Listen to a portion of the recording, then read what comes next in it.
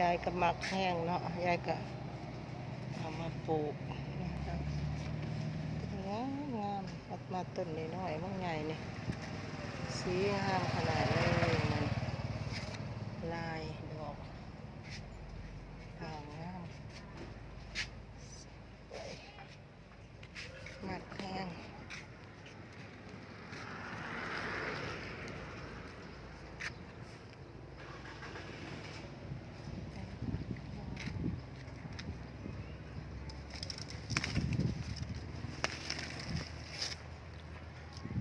ใบด่างงามไปเด้อมัน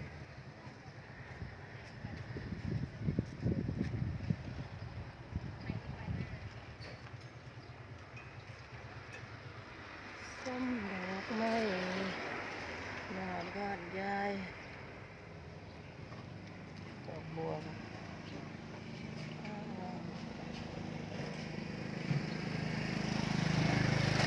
ยายสาวหมักดอกไม้มันเป็นพุ่มยายจะไว้มันเป็นพุ่มอยู่หน้าบ้านลายมันงามงาม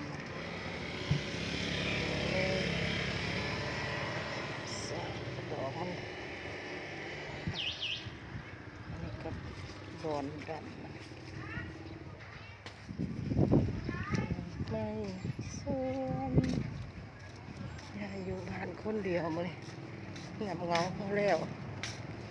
ตลาดคนเมื่อหน้าคนละบ่เนาะ